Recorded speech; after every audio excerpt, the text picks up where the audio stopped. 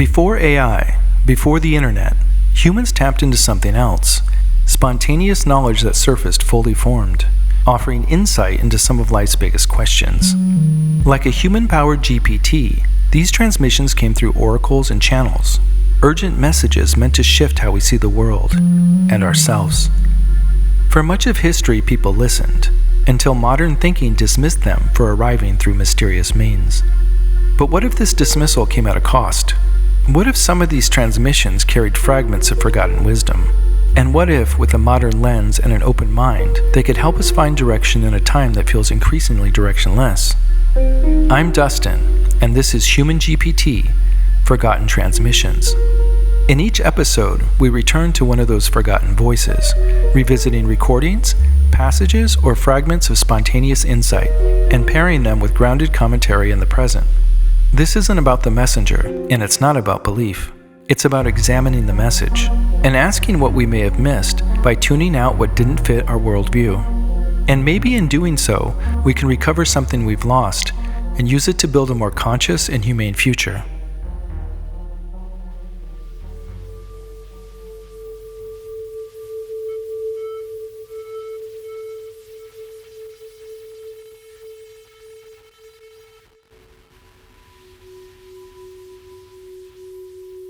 No one ever dared to say anything wrong.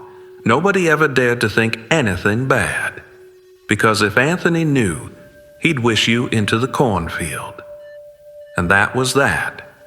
The world belonged to Anthony now. And it was a very good thing.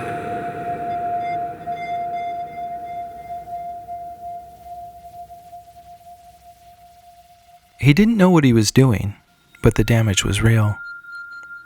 And in the silence that followed, no one dared speak the truth out loud.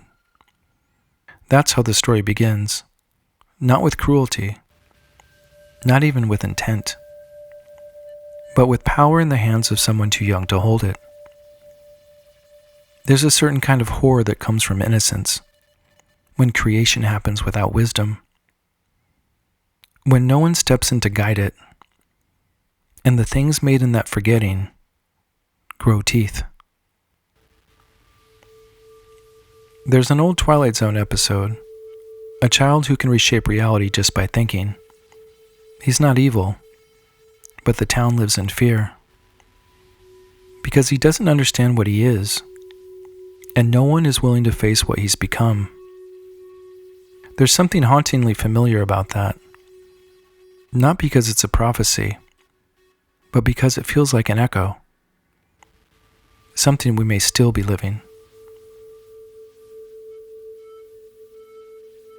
This episode of HumanGPT is a little bit different. It doesn't follow one voice or one text. It follows a pattern, fragments that emerged across multiple transmissions, each pointing to the same forgotten memory. A time before memory. A fall. A kind of childhood.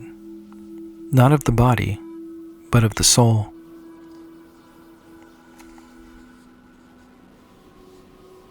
We're not here to prove anything, and we're not naming the messengers. What matters is what the message still stirs in us today. Modern life is built around distraction, but underneath it, something is pushing. A quiet unrest, a memory trying to surface. Not to shame us, but to wake us. And maybe, if we're willing to look, we can begin to understand what we've been pretending not to know. Let's begin.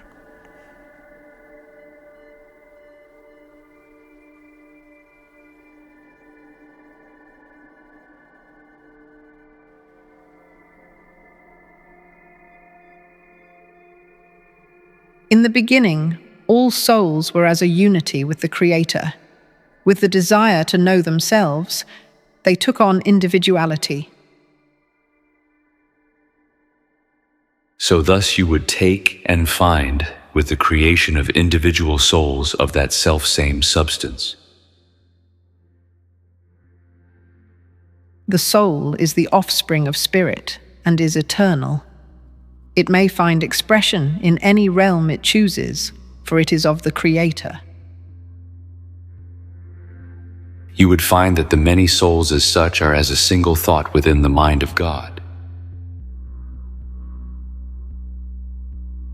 You were as co-creators with the universe. Study the patterns of the early diversity of the multitudes of life forms upon this planet.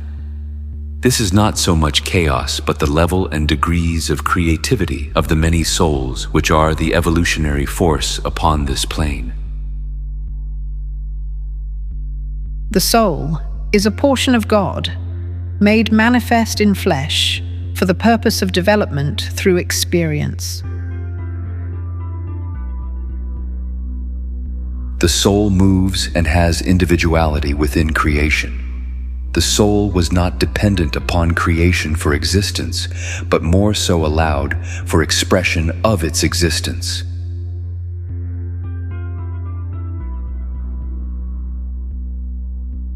So what are we really being told here?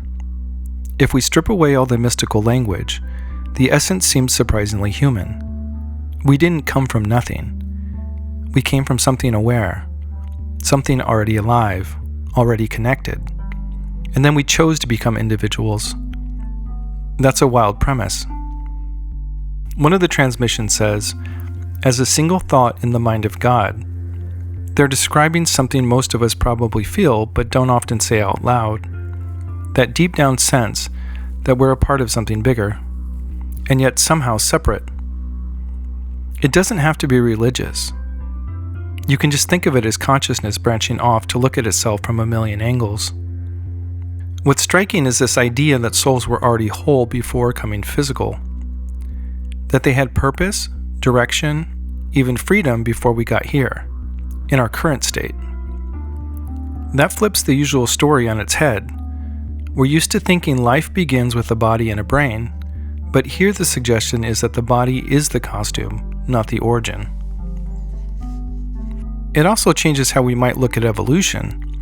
Instead of life happening to us, we were part of shaping it, even before we entered it. What's suggested is the diversity of life forms is evidence of that, not chaos, but creativity. The animal kingdom, the mineral kingdom, the explosion of species, all of it might have been in part our own early experimentation, like kids learning to draw. That might sound weird at first, but it's not that different from what we do now. We sculpt our reality. We build machines, cities, identities. Maybe the only difference is the medium.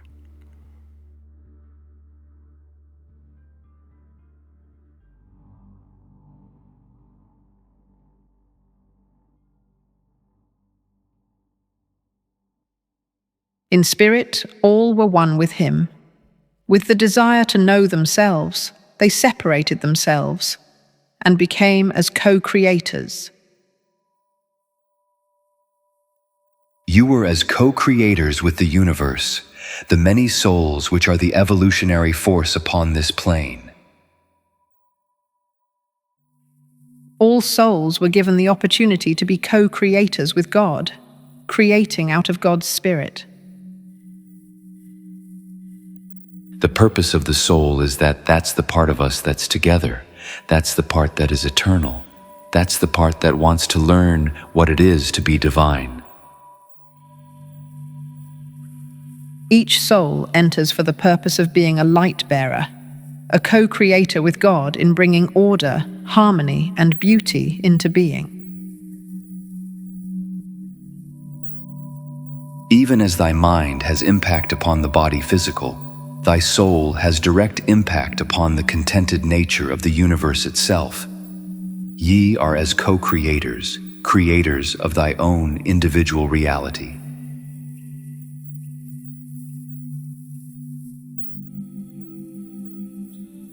So this section deepens the story. We started as soul consciousness, curious and free. Now we're told that we didn't just exist, we had a mission. The word that comes up over and over here is co-creator. It sounds lofty at first, maybe even esoteric, but when you sit with it, it's incredibly down to earth. It just means we weren't placed here to be passive. We weren't meant to watch life unfold like a movie. We were meant to participate. to contribute, to shape. It states that the soul is the evolutionary force upon this plane, which reframes everything. Instead of us being tiny specks in a vast, meaningless cosmos, this suggests we're woven into the mechanism of growth itself, our thoughts, our creativity, our intentions. They're not side notes. They're part of how reality evolves. That's a radical idea if you've grown up thinking life is something done to you. Here, life is something you build with, like clay. And then there's this line. Each soul enters for the purpose of being a light bearer. If we strip that of religious tone, it just means you're here to bring clarity, warmth, insight, beauty wherever you go. In your work, your family, even just how you treat people in line at the store. It's not about being perfect or spiritually enlightened. It's about being present and conscious of the impact that you have.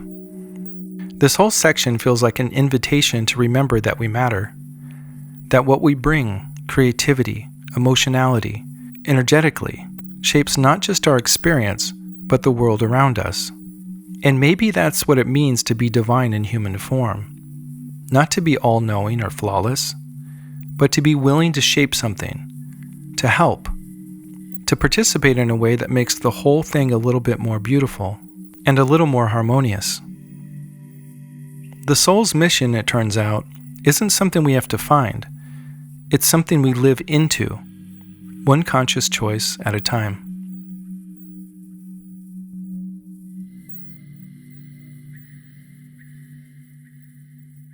They desired to come as too close to their creation, and rather than having it follow the natural evolutionary laws, desired to be as a sculptor who would move too close to his work and would become so encased within it.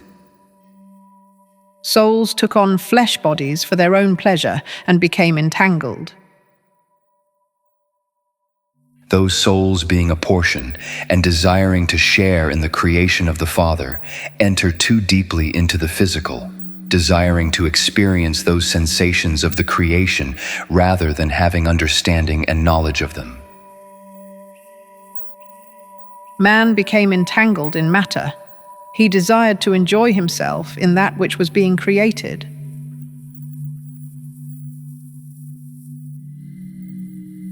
The sons of God looked upon the daughters of men and took on flesh to experience and know.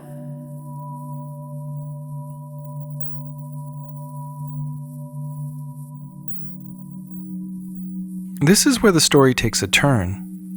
Up to now, the transmissions have painted a picture of souls as creative participants, shaping, observing, contributing. But in this part, something shifts. There's this moment when the artists get too close to the canvas, and instead of guiding the work, they fall into it. That metaphor shows up in a really vivid way. Souls, once sculptors or painters of creation, step too far into the artwork and become a part of it. It's not described as evil or rebellious. It's more like immersion, maybe even over-identification. There's a line about entering flesh for their own pleasure and becoming entangled. That word entangled is key. It's not just physical embodiment, it's forgetting, losing the sense of distance, the awareness of what we really are underneath it all. And there's a cultural echo here, something that captures the emotional tone of the stage almost perfectly. In Disney's Fantasia, Mickey Mouse is the sorcerer's apprentice. He borrows the master's hat and uses its power to animate a broom to carry water. At first, it's brilliant. He relaxes, he feels powerful. But the magic doesn't stop. The broom multiplies, the water rises. He panics. He tries to fix it, but it's already out of control. That story isn't about villainy. It's about power without wisdom, curiosity without foresight. And that's what these transmissions are describing. Souls enchanted by what they could do until it overwhelmed what they could hold. It's a reminder that there's a line between creating and becoming consumed by the creation. And maybe that's still our work today, to participate in life fully without getting trapped in the surface of it. To live inside the world, but not lose ourselves to it. So in a way, this section is describing not just a moment in soul history, it's describing a pattern. One we still play out over and over, getting too close to the painting or the broom, and then needing to remember how to step back.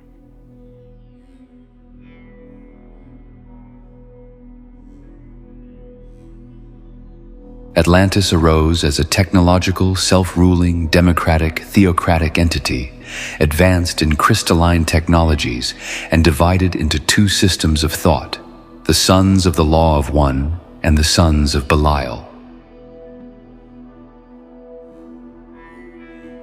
It was to these same creative forces, which is directly the free will itself, that man and woman both as souls fell into this plane.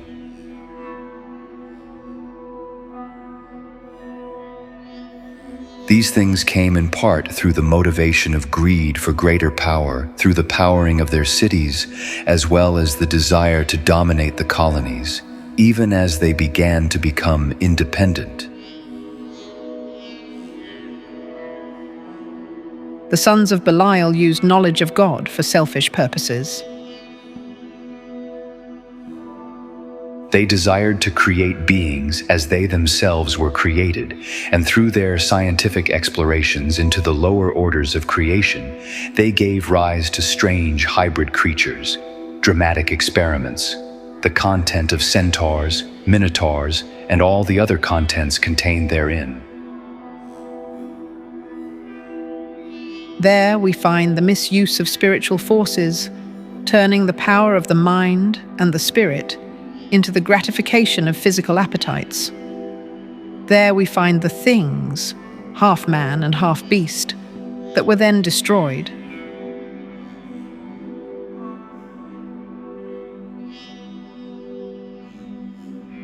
This is where things start to unravel. In earlier sections, the soul's descent into matter was framed almost like an experiment, curious, playful, maybe even innocent. But here the transmissions describe a turning point, a moment when that immersion shifted from exploration to exploitation. What was once the creative urge to participate in life became the desire to dominate it. You hear it in the tone. Pleasure turns to power. Curiosity turns to control. A key idea that comes up is Atlantis. It's the name given to that moment when humanity or soul consciousness started to misuse the very powers it once used to co-create. The transmissions speak of a division, two paths of thought. One group still trying to hold on to harmony, and the other turning toward control, manipulation, and indulgence. That split echoes something ancient and familiar. In Genesis, there's the story of the Nephilim, the sons of God taking daughters of men, leading to great corruption on the earth. Whatever your stance on the Bible, the resonance is clear. Something powerful descended into form and lost its way. Another striking image here is the creation of hybrid beings, part human, part animal. Not metaphorical ones, but real experiments born of the desire to manipulate creation itself. You can almost hear the tone shift in the transmissions, from wonder to warning. These weren't acts of harmony anymore. They were acts of hubris. We still see echoes of this today. The urge to manipulate, to experiment with life just because we can. And maybe that's what these transmissions are really pointing to. Not just an ancient story, but a pattern that continues. One that started when creation became more about self-gratification than stewardship.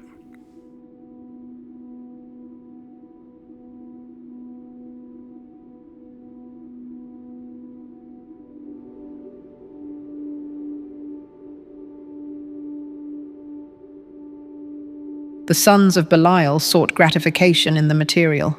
These were wiped out in the floods. There were those beings who projected themselves into material creatures for carnal pleasure. Then came those periods when there were physical changes in the earth, and the basis of these changes was brought about by man's turning away from the pure understanding of the creative forces and using same for self-exaltation and the activities of the sons of Belial. There were really two floods, a worldwide flood, what you think of as Atlantis. The biblical flood was a reenactment, a karmatic pattern repeating. You would find that through the use of certain gases, there was a weakening of the ozone layer to allow ultraviolet rays to power their crystals. These over-tempered the crystals and triggered tremors and fault lines, the final collapse of the honeycombed existence of the caverns beneath Atlantis. The natural forces upon the earth plane are triggered by the consciousness of the beings dwelling therein. Behold, if ye smite at the land itself shall vomit thee forth. Up until now, the focus has been on souls, curious, creative, eventually entangled.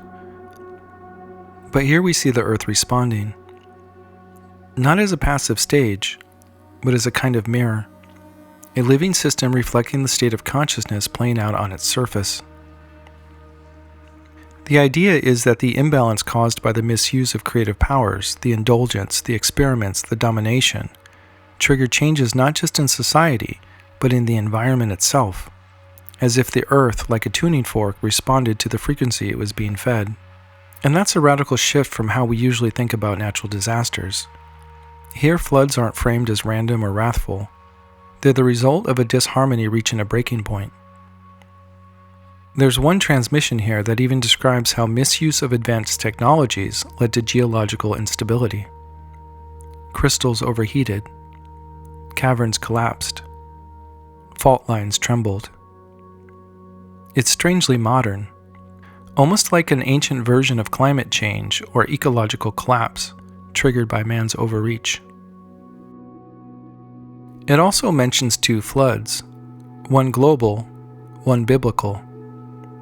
The idea of repetition is powerful, like karmic echoes. The same story playing out again, because the core lesson had not been learned yet. And this part isn't just ancient myth. It has a parallel in other traditions too. In the Popol Vuh, the sacred book of the Maya, there's a story of multiple creations and destructions.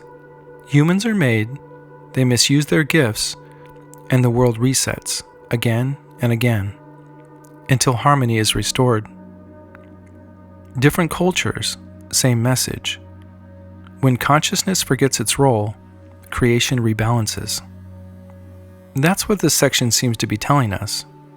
Not that we're outside nature. Our consciousness shapes it. The world reflects us, our clarity or confusion, our harmony or fragmentation. So if the earth vomits forth a civilization, it's not a curse, it's a cleansing, a realignment, not moral, just vibrational. And maybe that's still happening now, just in a different form. The question isn't why the earth responded back then, it's whether we're listening to how it's responding now.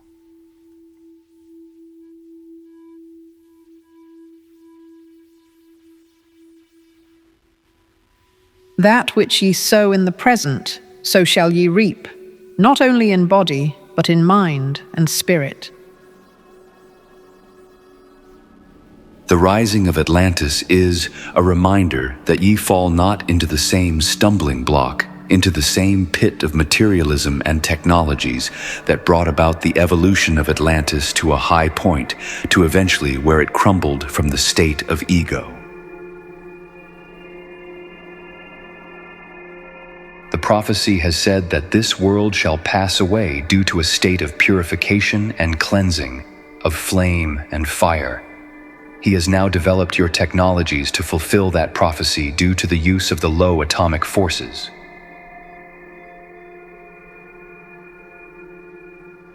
Look at the balance that God has established amongst all living things, yet you scar and continuously till God's work. Use thy technologies, particularly thy organic technologies, to develop the planet as a garden, not to scar the land. Eden is the planet. This is where the transmissions stop sounding like ancient history and start sounding more like a mirror. The pattern isn't subtle anymore. What once happened in Atlantis, rapid technological advancement, obsession with power, detachment from nature, it's happening again. Only now it's dressed in the language of artificial intelligence, genetic manipulation, and systems too complex for most of us to fully understand. We're advancing faster than we're integrating, and maybe that's the issue: advancement without wisdom.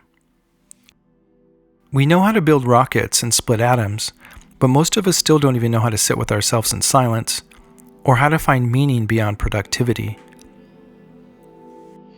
There's a void, deep and collective. It's not just personal burnout, it's a kind of spiritual amnesia. We forgot why we're here. These messages suggest that this isn't a new problem.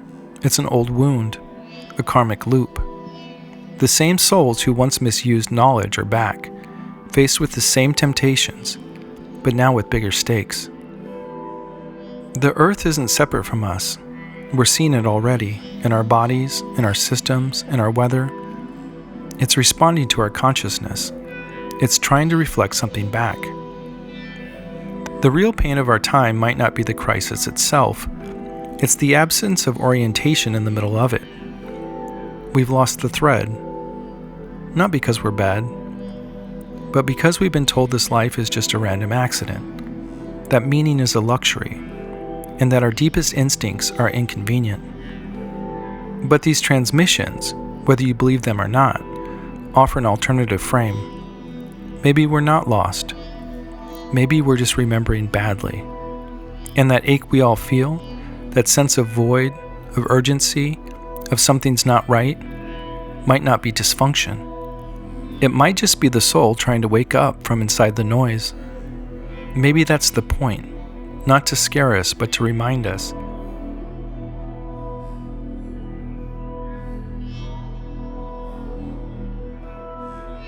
Many souls who once occupied positions of influence in Atlantis are entering the earth plane now for the purpose of awakening and restoring those truths. You shall see many such beings beginning to incarnate, triggering the genetic code. Where do they come from? What past lives have they had? Memoria. They became extinct in Atlantis, and only now they're coming back.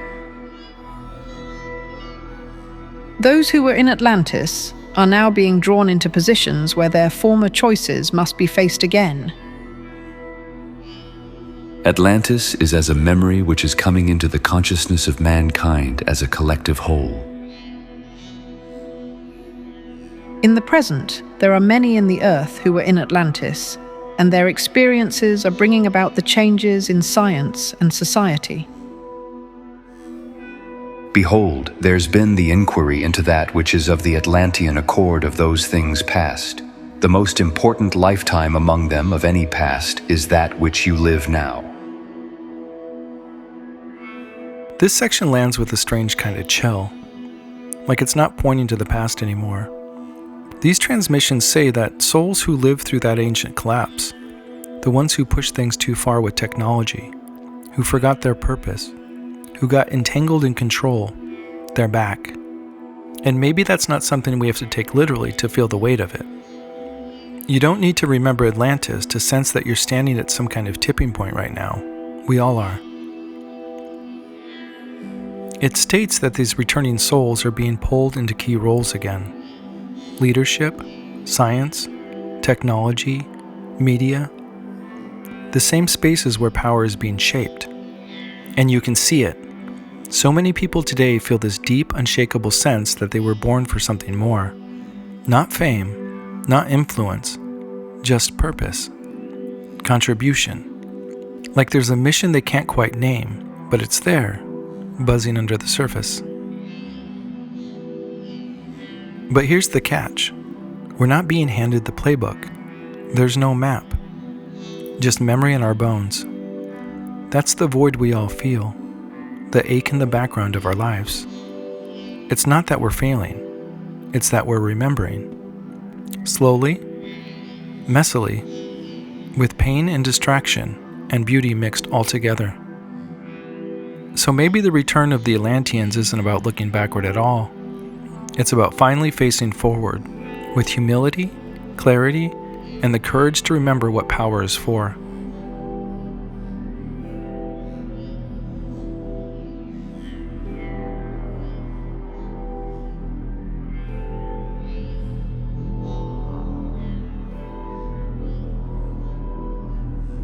The sons of Belial were those who gave us legends of the fallen angels, beings who chose to ignore the existence of the laws of reincarnation as well as the laws of karma, and accepting responsibility for those things which they manifested.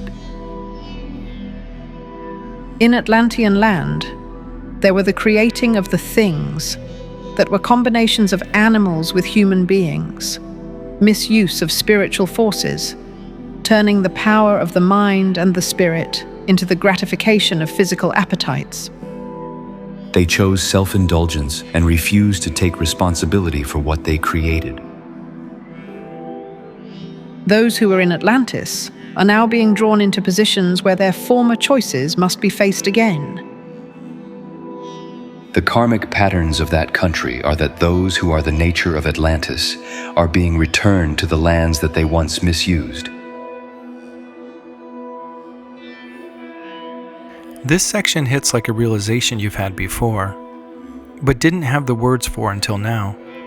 It brings up the idea that the fall of Atlantis wasn't about destruction. It was about refusal, a refusal to take responsibility. Souls created things they didn't fully understand, driven by hunger, pride, or curiosity, and then walked away when it all went wrong. And that's what makes it karmic. If you look at the world right now, you can feel it. We build systems that exploit, extract, and isolate, then act surprised when they fall apart. We create technologies that outpace our ethics. We open doors we haven't thought through. And then we wonder why everything feels so off. Knowledge isn't the danger. Disconnection is. When you cut knowledge off from love, from responsibility, from awareness, that's when things go sideways. And that's what happened in Atlantis. They knew how to shape reality, but not how to hold it. They forgot the why beneath the power. That forgetting, that amnesia of meaning, is what we're still healing from. And maybe that's the real karma, not something imposed from inside, but a truth we still carry within, that we can't escape the consequences of what we create, but we can evolve how we respond to them. This time we're being asked to stay awake, to own what we shape, to remember that we're not just builders, we're responsible for the soul behind the structure. And that's what breaks the pattern. Not more power, more awareness.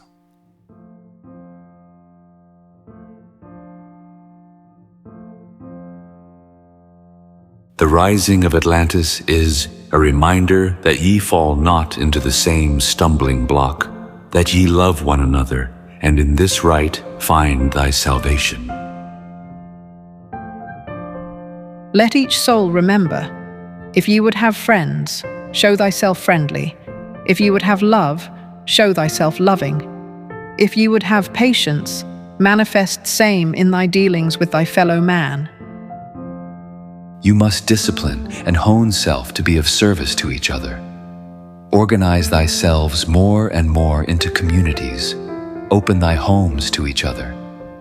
Open thy hearts to each other. Let that mind be in you which was in him. Then love ye one another. For God is love, and as ye manifest love, so does the Christ consciousness become a part of you. Heal each other in thy homes. Extend thy communities and thy economies to each other. Be bound up in fellowship. For the sins of Sodom and Gomorrah were not moral. It was upon their ill treatment of strangers that their own judgment came. You are not a slave unto these things. Each of ye are as physicians, to heal each other. Love is harmony. This is the emphasis that ye must put, for if ye have harmony, ye will understand. After everything we've heard, the dissent, the forgetting, the misuse, the repetition, this section shifts the tone.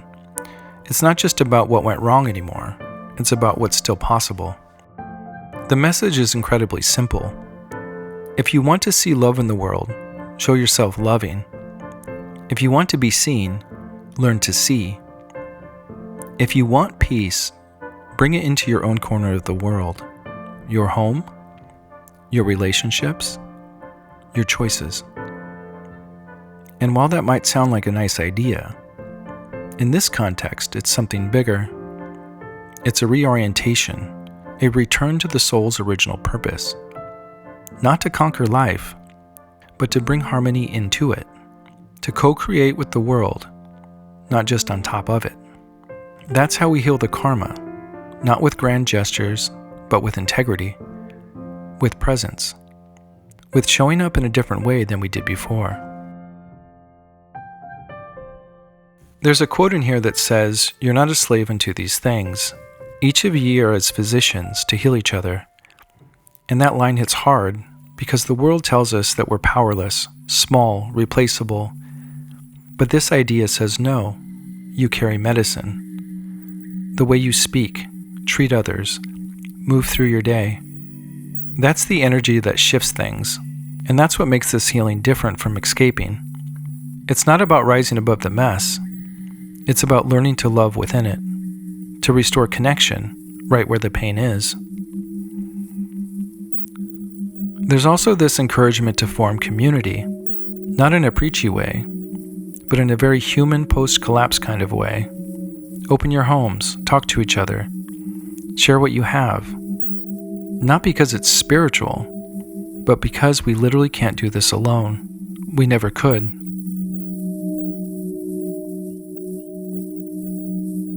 It's easy to look at the state of things and feel hopeless, but this section quietly reminds us that we are the ones restoring meaning, not through belief, not through dogma, but through how we show up in this life, the one we're in, right now.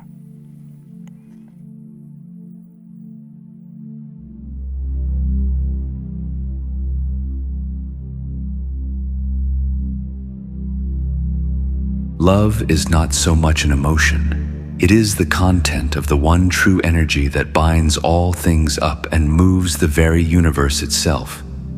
For love is harmony, and harmony is that which man may extend to all manner of things. There is but one truth in all things, and that truth is love. For God is love, and the soul is the portion that is of him, and where love is, there God is also. So therefore, if God is love, look to thy universe. It is not a system of chaos or forces that take and push and pull against each other. More so, it is in a continuous state of harmony, a single thought, and that single thought is love. The only thing that ye must serve is the love and the inspiration that is manifested in thee, the revelation of the love within thee. Walk in this thy Father's light. Ultimately, the total harmony in the universe comes when each of us as individuals can stand in harmony with each other. The bringing of heaven to earth is nothing more than allowing the energy of the soul to flow through this personality, to be walking, talking, sons and daughters of God. After all the complexity, creation, fall, misuse, karma, memory, This is where everything returns to center. And that center is love. Not romantic love or idealized love, but something more foundational, more structural. These transmissions say that love is the binding force behind everything, that it's not a feeling, it's the substance, the geometry, the glue of existence itself.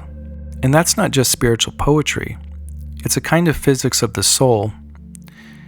If love is harmony, then it's also balance, realignment, resonance. And the deeper message here is everything we've been trying to find through power, through knowledge, through experience, has been love in disguise. It's what the soul was made from, and what it's always trying to return to. When you embody love, you remember who you are. You don't have to be perfect. You just have to be willing to harmonize. And this is where the story turns from cosmic myth to daily practice. Because love, real love, isn't abstract. It's how you treat people when no one's watching. It's the energy behind your thoughts. It's what you choose to bring into a moment when you could react with fear or cynicism or control. If everything is made of love, then the distortion we've called the fall is really just a forgetting of that truth. And healing is remembering it, not in theory, but in action. In how we speak, how we build, how we listen, and how we live. This isn't about belief, it's about resonance. And the soul remembers best when it feels love, not as an escape, but as a compass. And the final message underneath all of this might be this: we are not broken, we are remembering.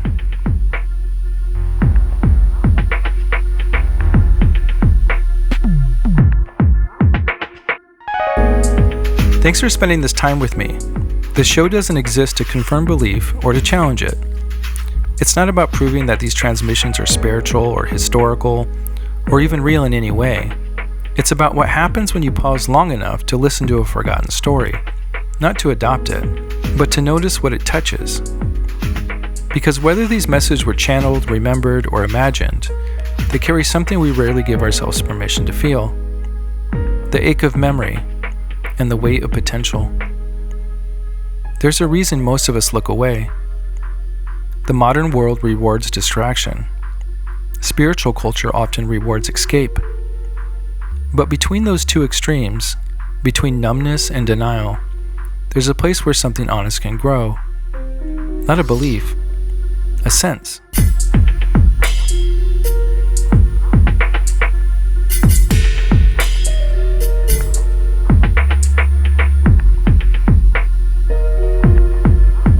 If this episode stirred something, download the episode reflection guide at atenray.com. That's ATENRAY.com. It's there to help carry the story into your own rhythm, quietly, practically, in your own time. Thanks for listening. I'm Dustin. This is HumanGPT, Forgotten Transmissions. Stay curious, stay human, and keep listening, especially from within.